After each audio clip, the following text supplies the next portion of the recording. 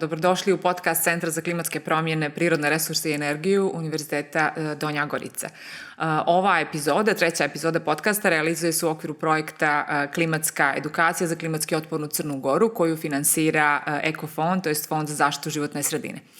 Imamo veliko zadovoljstvo da na ovom podcastu ugostimo gospodina Draška Boljevića, koji je direktor Ekofonda, i ja želim da vam se zahvalim u ime organizacije što ste izdvojili vrijeme i za ovaj razgovor i uopšte, evo da kažem da smo i zahvalni što smo imali priliku i što imamo priliku da sprovodimo ovaj projekat i nadamo se će biti i zanimljiv i od koristi i za zajednicu i za sve profesionalce koji se bave ovom oblašću.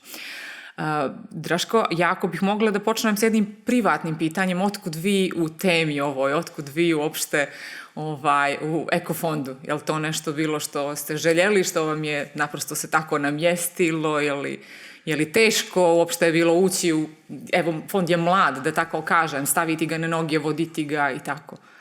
Tako je, prije svega Aleksandar, pozdrav i hvala na pozivu da imam priliku da budem vaš gost i da negdje ovako u direktnoj komunikaciji malo negdje dodatno gledalcima i slušalcima približimo i Ekofond kao instituciju, što je meni prvenstveni cilj, a mislim da iz ovog razgovora ima jedan obostrani interes, to je što smo mi negdje i pokretači ovog projekta, Centar klimatske promjene, korisnik naših sredstava, tako da imamo zajedničku temu da dosta razradimo. Otkud ja u ovoj priči? Pa evo da budem onako otvoren i vrlo direktan, to je nakon 12 godina rada u privredi, ukazala se ta prilika da se prijavim na taj konkurs koji je bio za direktora Ekofonda.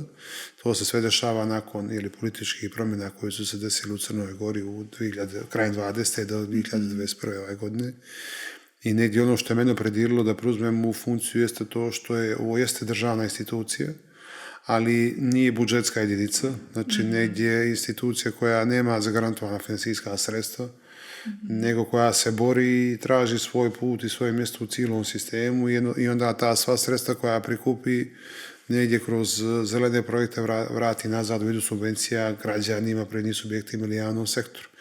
I negdje me onako to mi je tako imponovalo iz razloga što god budemo sad napravili, i toku nekog mog mandata ili nebitno, neko ko dođe posle mene, imaće neku zdravu osnovu i neku zdravu priču da može to nadogradi i da to je negdje što me tako i negdje taj neki lični da kažem osjećaj da negdje dan doprinos svoj lični razvoju sistema, razvoju države, zaštiti životne sredine i da kažem razvijanju te ekološke svijesti, ali na pravi način, ne deklarativno, već kroz neke konkretne aktivnosti. Da, kako Ekofond uopšte, kako on funkcioniše, na koji način, koje su mu to glavne teme, da kažem, koje pokriva? Tako je, tako.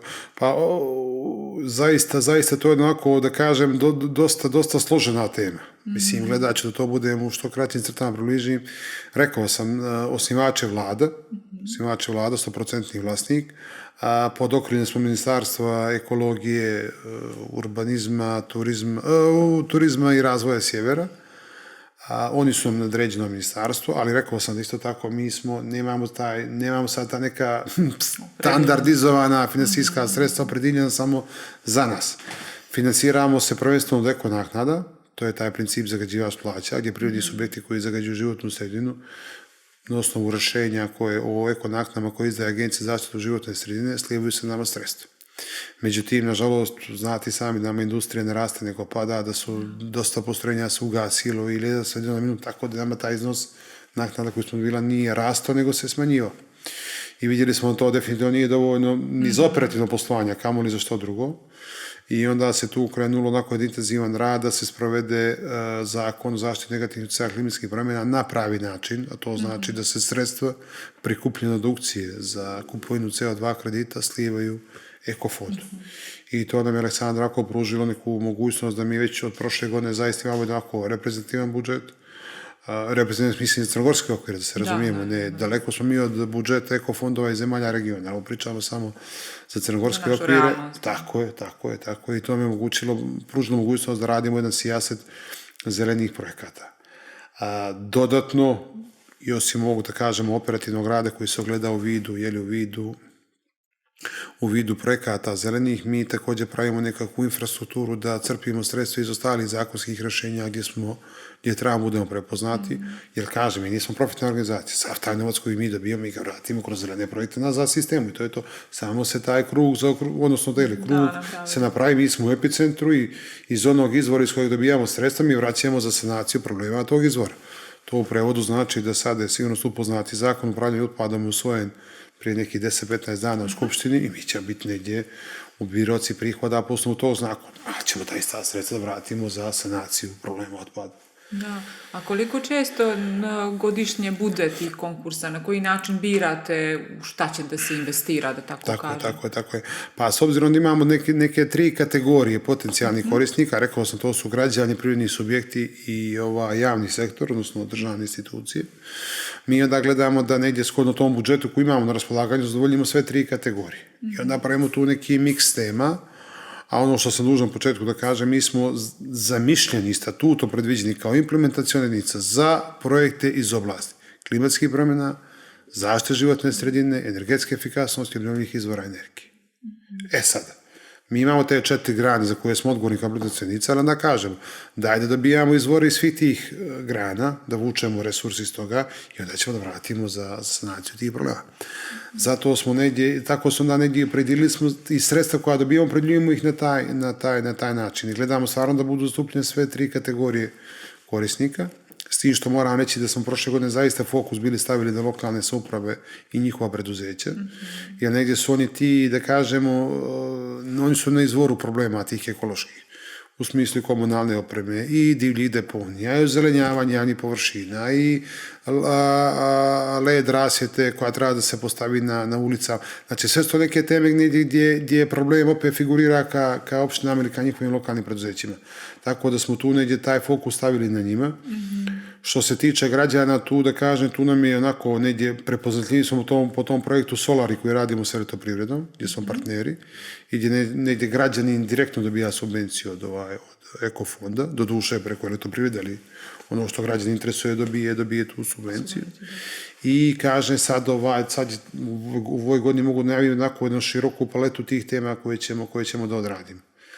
Kaže, malo nam jeste to diskutabilno s obzirom na neku dinamiku priliva sredstava koju očekujemo negdje na mjesečnom nivou i onda mi kako skupimo novac ili bude kod nas, mi ga odmah pustimo opticaj da mogu naši korisnici se javiti. A imate li priliku da sarađujete sa drugim nekim partnerima u smislu nekim međunarodnim organizacijama u Crnoj Gori koje su aktivne? Znam da su neke prepoznate bile da su radile na zelenim temama ranije, koliko su otvorene, koliko možete da zajedno možda i negdje neka dodatna sredstva obezbidite, postoje prostori za to? Pa vidite ovako, ono što ću da iskoristim u emisiju da negdje onako direktno vam odgovorim, to je da kažemo proces saradnje Ekofonda sa Zelenim klimatskim fondom. Znači pričamo o krovnom planetarnom fondu sa sjedištem u Seulu. U kratkim crtama taj fond se puni na način što najbogatije zemlje svijeta dio nekog svog godišnjeg prometa odvajaju za punjenje tog fonda, onda taj fond, ta ista sredstva daje trećim, nažalost, nerazvijenim ili ostalim zemljama za sanaciju klimatskih promjena. Problema izazvanih klimatskih... Jest. I to je nešto gdje smo se prvo smo se borili kao institucije, budemo prepoznati kod njega, jer je tu još nekih državnih institucija bilo zainteresovano. Izborili smo se da budemo mi ti i sad smo u procesu akreditacije. I dobili smo jedan grant od $300,000, 264-265,000 eura, i sa tim grantom mi zapravo sprovodimo niz aktivnosti, odnosno set aktivnosti koje će nas kao instituciju da tehnički i kapacitetimo jača da kroz neki period od godinu i po dana, kad prođe taj period ili akreditacije, mi budemo spremni i sposobni da apliciramo kod tog istog fonda za neke nove projekte. Da, tako na neki način graditi svoje kapacitete. Jeste, to je nekakva prva konkretna aktivnost koju smo odradili. Što se tiče ostalih fondova i regionalne saradnje, mi smo upravo kao menadžment, da kažem, fonda prepoznali značaj tog pravca razvoja, da smo jednu posebnu službu oformili u fondu, koja se samo bavi tim međunarodnim partnerskim relacijama i jednostavno sada pratimo, gledamo konkurse, gledamo pozive njihove, onda tamo gdje vidimo da ima prostora, a gdje nama i financijska sredstva omogućavaju da možemo da uključimo, mi se priključimo. Dunavski program, evo tu smo već nekoj onako podmakloj fazi gdje smo prošli, mislim smo prve neke dvije neke aktivnosti smo već prošli, onda kažem da ima tu još nekih ovako poziva dosta interesantnih. Imamo direktnu saradnju sa Republikom Slovenije, koja dok je predsjedavala Evropskom unijom imala je tu, da kažem, obavezu prenošenja dijela sredstava zemljama koje se bave upravo ovim temama energetske efikasnosti obnovljivih izvora energije, pa smo mi iskoristili svoj statut i naš položaj da možemo da apliciramo kod njih. Kažem, tu smo sad u završnoj fazi, tako da evo, nadam se da ćemo vrlo brzo obradovati javno sa tom nekom nacijom koju smo dobili. Tako da kažem, sve to u nekakvom razvojnom putanju. Da, sve se odmotava. Jeste, polako. A vezano za same klimatske promjene, u stvari za smanjenje tog nekog uticaja klimatskih promjena, jel ima trenutno aktivnih nekih projekata ili nešto što je možda već sprovedeno, da ste naslijedili, da kažemo da je dalo neke rezultate, da možda... Pa vidite, tu prvo kad smo onako ta tema sagledavanje, percepcija, doživljaja klimatskih promjena, vidjeli smo da je to, nažalost, još uvijek u nekakvom niskom razvoju. To se onako, sporadično se ljudi, svi pričaju o tome, svi se negdje to pokušaju uključiti, a niko suštinski u principu, nije, ili mali broj, relativno, da budem precizniji, mali broj se žvakao tu materiju, što bi rekli, do kraja. Tako da negdje smo i mi vidjeli da treba dosta nekih stvari da otkrijemo, da pročitamo, da se uputimo, da pratimo europske direktive, da vidimo u kom pravcu idu zemlje koje su oko nas, da mi sad ne izmišljamo toplu vodu, nego vidimo što je to.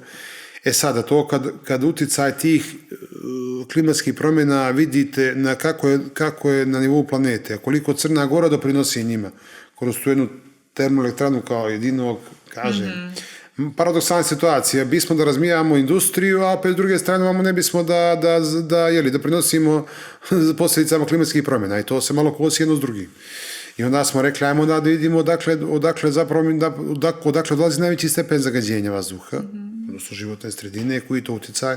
I imate na podatak da s obzirom da industrija u Crnoj Gori pada, da je saobraćaj taj neko ko gravitira, čiji je doprinos zagađenju životne sredine i izuzetno visoko. Tako je tako. Mi smo onda iz tog razloga i već 3. godinu forsiramo te pozive koji se tiču subvencija za kupovinu ovih modernih vidova automobila na hibridni električni pogon i sad kad podvučemo crtu prve godine i sad ove 24. vjerujte mi, to je radikalan skok. I ono što me raduje me to da osim privrednih subjekata koji imaju definitivno komercijalni interes od toga, vidimo da je građani se više opredjeljuju za kupovinu te vrste automobila i negdje je to pokazatelj da onako se polako osvješćujemo. Mislite li da imamo, da kažem, tu neku finansijsku mogućnost, koliko je to pristupačno za građane? Pa, vidite. Ili 1% definitivno može? Vidite, vam kažem nešto, s obzirom da se nama taj broj, da se količina automobila povećava iz konkursa u konkurs, definitivno. Znači ima. Nekud ima prostora, sad mi ulazimo normalno u način zatvaranja finansijske konstrukcije jednog građanina, ali vidimo po dokumentaciji kada se dostavi da to jednostavno ide uzlaznom putanjom. I mi negdje kao institucija na taj način smo i opravdali ta sredstva koja smo dodijelili. Jesmo tu malo, da kažem, i rigorozni u smislu kontrole subvencije, znači ne možemo dozvoliti da vi sad Aleksandar kupite auto, pa ga za godinu dana prodate nekom, a vi ste dobili subvenciju, ne. Mora najmanje 3 godine da bude vozilo. Tako je, da onda mi znamo, jer svake godine tražimo taj izvještaj, vi ste onda dostaviti nepređenu kilometražu, nebitno sa kolika, a vi ste toliko smanjili emitovanje štetnih gasova iz vozila. Tako da su to sve neke te stvari koje negdje nas opredjeljuju za te pozive kako ćemo što da radimo. Smisao je da mi, kolika god je subvencija, euro, 10, 1000, 10, nebitno je, mi taj novac koji dobrimo pravdamo koliko smo doprinijeli zaštite životne sredine. Znači svaka naša subvencija mora biti mjerljiva kako smo doprinijeli. Ako smo, na primjer, ozelenili neku gradsku površinu, znamo koliko smo dobili sadnjom drveća, svatate, ima tu nekih proračuna kako smo taj doprinijeli. Ako smo omogućili da se kupi nova komunalna oprema, onda smo olakšali ovom, na primjer, čistoće Podgoričkoj za sakupljanje otpada, pa smo olakšali deponiji kako da razvrstava, sve je to negdje uzročno posljedično, tako da, a sve sa ciljem da sačuvamo taj jedini resurs koji nam je ostao. a to je životna sredina. Da, koji smo naslijedili. Tako je. A što se tiče nekih projekata, recimo kad radite sa lokalnim samoupravama, jel sarađujete s njima direktno ili sarađujete sa zajednicom opština, ima li nekog, tako kao da kažem, nekog strukturnog neke saradnje? Da. Jednostavno, gledali smo bili napravimo jedan cijeli lanac komunikacije, da ne bismo došli u situaciju da neko bude obavišten, neko ne bude obavišten, neko je dobio mail, neko nije dobio mail, neko je mogao da se... Ok, pošto smo imali tih izazova, mi smo onda ovako dogovorili se i sa zajednicom opština imamo dogovor da svakog septembra, sad nebitan je datum, tokom septembra mjeseca, zajednica opština pošalje dopis svim lokalnim samoupravama i ostavim neki razuman rok, da opština u tom nekom roku koji im je dostavljen kandiduju sve teme iz oblasti kojima se mi bavimo kao fond i da kandiduju što je to njima interesantno. Onda mi kada dobijemo taj spisak, ajde, uslovno rečeno želja, tako je, želja koje kasnije prelaze u aktivnosti, mi onda sjednemo i da kažemo i da vidimo od koliko je sad 24-25 opština, najviše njih izrazilo interesovanje za to i to, što znači da ovaj projekat može biti uspješan. Jer nama nije cilj da damo poziv na koji neće niko da se javi. Ili ne utrošimo sredstva. Nama to nije cilj, nego suprotno. Nama je cilj da utrošimo sredstva. Tako da onda mi kažemo, ok, ovo je tema koja je najviše prela, idemo da tako nekakvom rang listom i to je jedna stvar saradnje, a druga stvar saradnje jesu, na primjer, teme koje su specifične ili karakteristične samo za neku opštinu. Šta to konkretno znači? Na primjer, evo imali smo, primjer, revitalizaciju, procesom smo projekat revitalizacije Plavskog jezera. Vrlo akutna tema, pada nivo jezera, odliva, svatati do sad, tako, sve je to posljedice na kraju kraja klimatskih promjena. Na primjer, to smo podržali. Pa smo podržali, na primjer, deponiju Možuru, između Bara i Lucinja, sa projektom pretvaranja deponijskog gasa u električnu energiju. I to je bio projekat tada, kada smo ga kandidovali zajedno s njima, bio jedinstveniji projekat na Balkanu. Svatate. Mislim, da ne pričam, ekonomska računica vrlo, vrlo zatvorena i jasna, ekološka poruka koja se šalje perfektna i naravno smo te takve stvari, tako da to onda sve zavisi onako neke direktne saradnje sa opštinama, šta ko ima specifičnosti sa svog terena. Imam vrlo interesantnu temu Herceg-Novo, na primjer, podvodnog otpada u njihovoj luci gradskoj. Svatate? Mislim, to su sve neke, gdje bukvalno, gledali smo podvodni snima, nema što nema. Ne, bukvalno. Od kućnih elemenata pa idemo dalje. Tako da su to sve neke stvari, kažem, koje su, tako da postoji ta neka mogućnost direktnog ugovaranja ili direktne sprege. Ali kažem, moraju biti jasno merljivi stvari koje radimo. Da se jasno vidi šta je rezultat. A s obzirom da i sami dolazite iz tog nekog, da kažem, iz privrede, iz nekog biznis sektora, kakva je saradnja sa tim sektorom? Da li imate neku saradnju sa njima? Da li su oni da li prepoznaju svoju ulogu u tome? Pa vidite, dosta se tu koristi mehanizam Privredne komore. Oni imaju tamo posebno, sad, da li je odjeljenje ili sekretarijat, nebitno, uglavnom imaju jedan tim ljudi koji se bavi saradnjom sa privrednim subjektima na konto tema za koje smo mi nadređeni. Tako, na primjer, prošle godine smo imali taj interesantan projekat zamjena elektrouređaja u domaćinstvu staro za novo. To je bio interesantan projekat gdje smo morali niz aktivnosti sa sastanaka da radimo sa privrednim subjektima koji se bave prodajom i isporukom takvih uređaja da bi do samog čina da građanin dobije subvenciju. Svata, tako to zahtijeva vrlo interaktivnost ovako na visokom nivou. Ove godine ćemo da radimo mjere energetske efikasnosti na individualnim domaćinstvima ili kućama.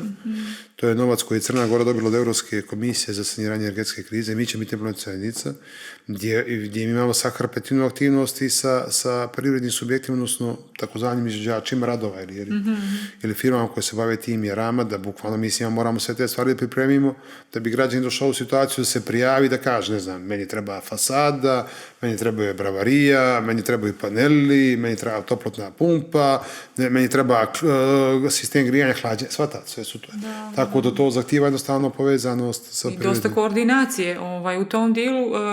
Ja nisam sigurna kako uopšte u samom ekofondu, koliko imate vi kadra, kapaciteta, imate li dovoljno da odgovorite na sve to, jer to su, da kažem onako, kad se gleda i sajt i kad i vas sad čujem, velika su očekivanja od Ekofonda i velike su i mogućnosti, a onda mi više me zanima možete li to da iznesete, što se kaže. Vidite, evo, da vam kažem nešto, s obzirom sam rekao kada mi je bilo financijski položaj, mi nismo bili mogućnost, mislim, džabe vi pravite sistematizaciju, pridite brojani mjesta, ako nemate novca, platite ljudi. Mislim, to nema mi što da pričamo o tome. Tako da je ogromno vrijeme i trud uloženo da mi to negdje donosicima odluka državi malo plastično približimo. Mi možemo da radimo i treba da radimo to, ali da omogućite nam da mi dođemo u situaciju da možemo zaposlimo školovane ljudi i ljudi iz struke da možemo to da radimo. I mi sad za mjere energetske efikasnosti morali urgentno nađemo ljudi iz struke. I mašinca, i građevinca, i elektroinženjera, i arhitekta, shvatate? Mislim, na kraju kraja treba ih naći, to da budemo znati sami to što vridi, to je već negdje nekim pozicijama koje zadovoljavaju njihove potrebe, tako da tu se uvijek traži neki balans. Apsolutno, zato i pitam, znam da to bude izazov i za neke druge institucije i organizacije. Vidite, malo je to specifično, onako svi su rekli da se zaposli u državnoj instituciji i ono lezi lebo da tede. Nije u našem slučaju to stvarno bilo tako.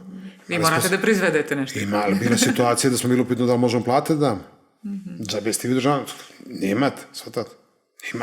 Nikom neće dati za to što, čak je, mislim, bilo situacija, pitanje da obstanem. Smo rekli daj to, koliko ima tu ljudi, 10, 15 ili već ne biti koliko, nek se zaposle negdje i zatvorimo to. Ali okej, prošli smo tu fazu, sam vraćamo sad nuza, bila je bolna, ali kažem, poglavlje 27 je složeno, poglavlje 27 je najskuplje i poglavlje 27 zahtijeva intenzivan rad. I to je to. To je nešto u kratkim crtama, tako je. A da li uopšte kad se rade sad neke nove, da kažem, strategije, novi planovi, da li ste vi uključeni na neki način, s obzirom da ministarstvo na neki način vas supervizira, da tako kažem? Naravno. Sad smo i u zakonu upravljanja otpada smo bili, u zakonu novom o negativnih utjecaja klimatskih promjena i tu smo bili, reviziji zakonu o životnoj sredini, znači u zakonu o obnovljivim izvorima energije, kako ne? Svuda smo tu, ali trebalo je doći u tu situaciju, u tu poziciju da vas sistem prepozna. To je ono što, nažalost, i ne treba to nikog da interesuje, to je interesovalo nas koji smo upravljali fondom, a treba doći da vas neko prepozna, da postoji ta neka firma i da koja preduzeće država koja može u perspektive se baviti tim i tim stvarima. Tako da to sad je već neka priča iza nas i kaže, sad samo moramo doći u situaciju da dobiramo prihode po tim osnovama da bi onda mogli da radimo veći broj projekata. Da znate siguran koliki je priliv. Tako je. A ili postoji neki plan, tipa srednjoročni, dugoročni, nešto što... Pa slušaj... strategija, znam da je teško obračunati tačno, jer nikad ne znate tačno, ali možda... Da, pazite, mi imamo neku strategiju internu u rasponu 3 do 5 godina. Šta mi treba sve da uradimo da bismo došli do vrh brda. Da, ali ambijent se isto mijenja, jel da? Pa kaže, pogotovo što je nama ovo fleksibilno i vrlo dinamično u smislu nekog našeg pravca razvoja, tako da mi smo tu negdje interno, imamo tu strategiju 3 do 5 godina. Gdje želimo da budemo u smislu, ajde da budemo precizniji, koji pravni okvir hoćemo da imamo iza nas, koji bi nam ove pozadinske probleme koje sad imamo bile riješene. Da mi znamo, dobijat ćemo prihode od toga, ne pričam sad iznosima, nego znamo što dobijat ćemo od otpada, dobijat ćemo saobraćaja, dobijat ćemo od klimatskih promjena, dobijat ćemo izvora energije, koliko god to bilo i onda ćemo ta sredstva vratimo nazad. A ne kao sad, bijemo bitku da ih nabavimo, onda bijemo bitku da ih realizujemo. To je onako baš što bi rekli Sizifov posao. Sigurno da nije jednostavno, a planova ima dosta. I zahtjeva ima dosta. To je valjda dobro, jel da? Pa slažem se. Da su ljudi prepoznali... Ne, kažem opet sad, da ne bude priča negativna, nego suprotno kažem, to je sad neki period koji je iza nas. Sad smo mi već u toj nekoj fazi da jednostavno i prepoznala se potreba postojanja fonda, što ne bitnije bilo. Znate, da li treba, ne treba, šta će nam ovo ili daje ovo, sad ne, sad se to već ustabililo i zna se da mu opravdamo svrha postojanja. Apsolutno. A imate li okvirno neku informaciju koliko trenutno ima neki projekat koje je fond podržao ove godine? Pa slušajte, nama je sad malo sam planom rada, mislim neki 15 linija, nekih tako da ih nazove, će biti aktualno. Tako je. Onda znači... Plus ovi koji su započeti prošle godine, a nisu do kraja realizovani, znači oni su također aktivnosti započeta prošle godine, znači isplata sredstava kako korisnicima doći tek u ovoj godini, tako da su to neki koji su aktualni. Znači, samo da ovi koji budu gledali podcast, čisto da ih inspirišemo da prate šta se dešava i te neke nove konkurse koje vi budete objavljivali, da široka, evo čujem, i od podrške individualno građanima, to je domaćinstvima, do nekih, da kažem, mnogo većih infrastrukturnih, maltene projekata koje rade i opštine. Da li opštine mogu i u saradnji, je li se dešavalo to ranije? Imaju li oni mogućnost da zajedno rešavaju neki problem pa da vam se obrate na taj način? Pa evo, to sam stavio sam primjer te Mužure, to je negdje... Između Učinje i Vali, znači to je zajedničko nešto. Kažem, dosta nama taj status nas koji je trenutno DO omogućava tu fleksibilnost i adaptivnost na neke konkretne projekte. To treba zaista da se iskoristi. Jer znate kako imate situaciju, imali smo dosta nekih razgovora, onako, što bi se reklo na nedeljnom nivou, ali vi dođete do toga da je to samo na bazi ideje. Znate, da nemate ni neke odluke na lokalnu procjenu, ni projektni zadatak, ni sve te neke aktivnosti koje prate realizaciju samo projekta nemate. Onda, shvatate, to je malo onako dosta otežavajuće, tako da smo ove godine, osim ovih konkretnih pomoći opštinama, opredijelili svotu novca i, kažem, i opštinama i državnim institucijama za izradu projektne dokumentacije. Znači, dajte, pošto sve pričamo, evo, mogli bismo ono, evo, ima ovo je kod nas, shvatate, aj sad vidimo da to onda predodemo korak dalje, pa da Eko fond pomogne vama da vi izradite projektnu dokumentaciju. Da budete spremni. Pa da vidimo onda ako nekog partnera sa strane, izvan zemlje, da možda zajedno apliciramo s nekim preduzećem, s nekom opštinom za neka sredstva dodatna, tako da je to sve neka mogućnost unapređenja poslovanja. Da. Vrlo zanimljivo djeluje rad u samom fondu. Pa jeste, kažem to, ako sad možda ako to, ok, ja znam da to javnosti sad nisu ni upoznati, niti to sad nešto puno znači, ali vjerujte, do samo nekog čina da vi objavite konkurs, da neko tamo zna da može iskoristiti sredstvo Eko fonda, vjerujte mi, ozbiljan je rad. Ozbiljnog rada. Evo sad, konkretno, otićemo korak dalje za ovaj poziv za građane, za mjere energetske efikasnosti njihovim kućama. Sad smo morali prvo da pravimo aplikaciju gdje će građani da se elektronskim putem prijavljuju. Pa smo morali da pravimo call centar, da uvijek neko bude dostupan građaninu na poziv. Neko ko radi do 4-5 ne može da zovne u toku radnog vremena, će zvati. Shvatate. Sve su to neke, shvatate, treba neko nađete ko će da radi, ne znam, do 9-10 najveće da se javlja na telefon, da dobija, mislim, sve su to neke pripremne radnje. Jer kad krene poziv, onda nema šta sad, kako ćemo, šta ćemo, to je već gotovo. Javnost je ugledala strukturu poziva, uslove, kriterije, vi možete samo date pojašnjenje. Kažem, sve su to neke stvari koje se rade ovako u pozadini. Jedan veliki trud koji se ne vidi ovako, vjerovatno na prvu, ali... tako, niko da se razumijemo, niko to od nas i ne traži da niti pohvali, niti da nam neko tapše po ramenima. Daleko od toga, samo... Razumijevanje da procesi moraju da prođu neke faze. Samo nam je bitno da javnost i sistem zna da se radi, to je to. Apsolutno. Sad, kad će to ovako reflektovati u konkretnim aktivnostima, to je sad neko drugo pitanje. Sjajno. Ne znam da li smo možda trebali još nešto da napomenemo važno, možda onima koji slušaju ili gledaju uopšte o radu fonda, o samoj temi klimatskih promjena, koliko... Pa slušajte, ovako, nekako mi to sve, kažem, bavimo se, ne znam, životnom sredinom i obnovljivim izvorima energije, energetskom efikasnosti, sve je to u stvari posljedica klimatskih promjena, obrni okren. Sve je to negdje inicijalno dolazi od...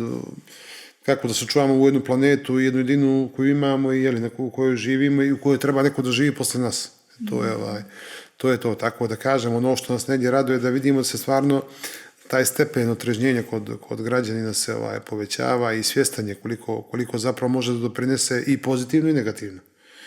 Eto, Eko fond je tu instituciju koja će gledati da pruži mogućnosti svima.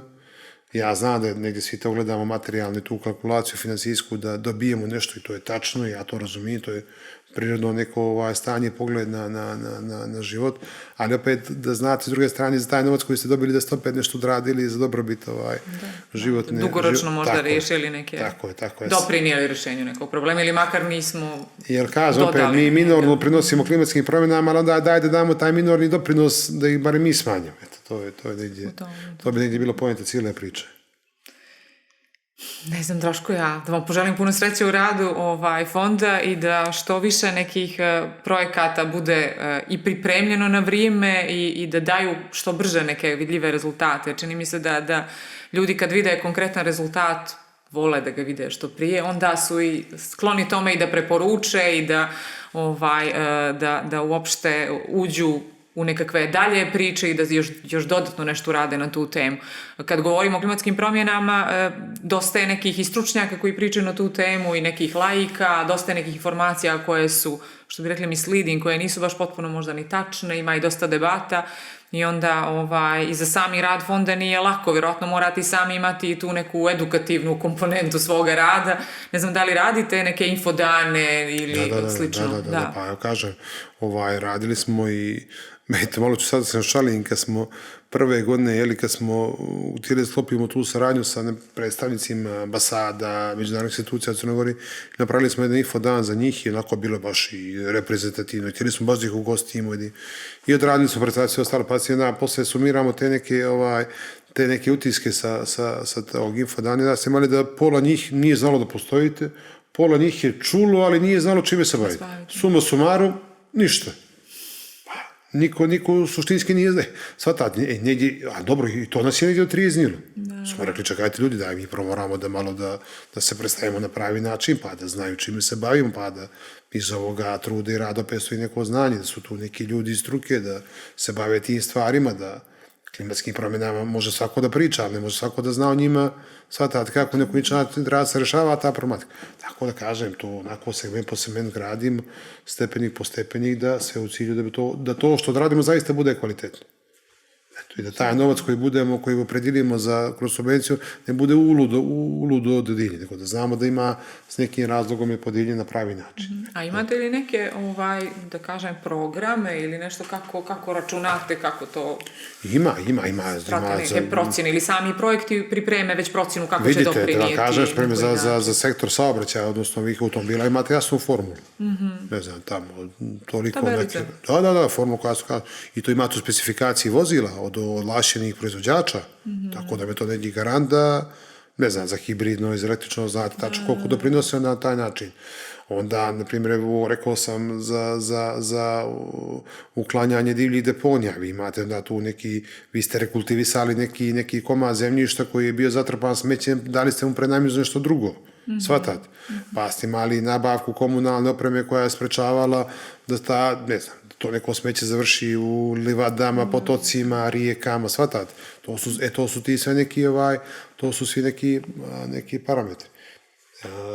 Možda sad nisam spomenuo, nije od zgorega da i to znate.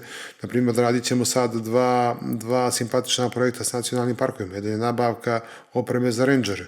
Znači, da imaju opremu zimi kad su vodostaje veliki, kad je opasnost od nabujalih voda velika, pa će imati i ljeti kad su shvatati, kad je mogućnost od ne daj Bože požara ili takvih vanrednih situacija da mogu ljudi odragati. Sve to negdje pravimo, te neke ekološke parametre koji će rezultirati zaštitu životne sredine. Da, imate široku paletu partnera. Jeste, zaista je to tako.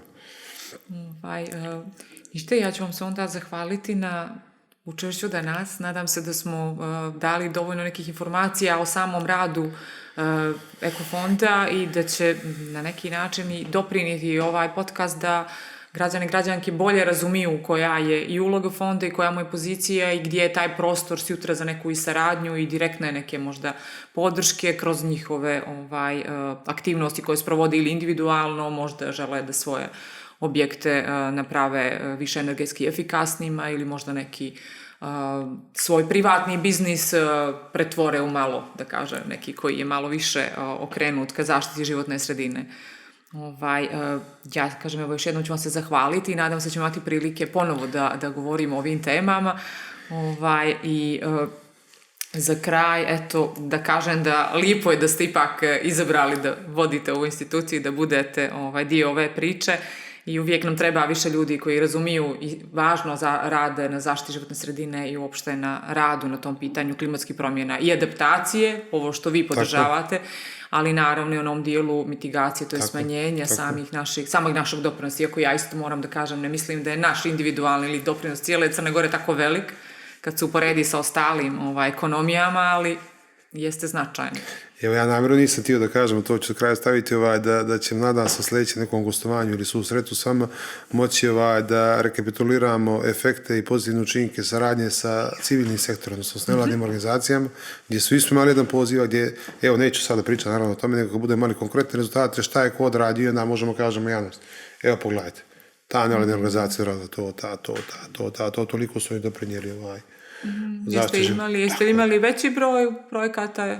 Imali smo jedan poziv prošle godine i žao mi što nismo mogli da budžetom odgovorimo na potrebe svih. Znači bilo je veliki broj kvalitetnih nego što smo mi mogli da odgovorimo i žao mi je, ali kažem, nastavit ćemo sa tim i u ovoj godini, tako da će biti prilike za ponovno priljivanje. Sjajno. Hvala vam puno. Hvala vam. Na kraju da se zahvalim i vama koji ste pratili podcast. Ovo je bila 3. epizoda podcasta koji sprovodi Centar za klimatske promjene, prirodne resurse i energiju Univerziteta Donja Gorica. Podcast realizovan je u okviru projekta Klimatska edukacija za klimatski otpornu Crnu Goru, a kao što ste čuli, projekat podržava Fond za zaštitu životne sredine, to jest Ekofond. Hvala.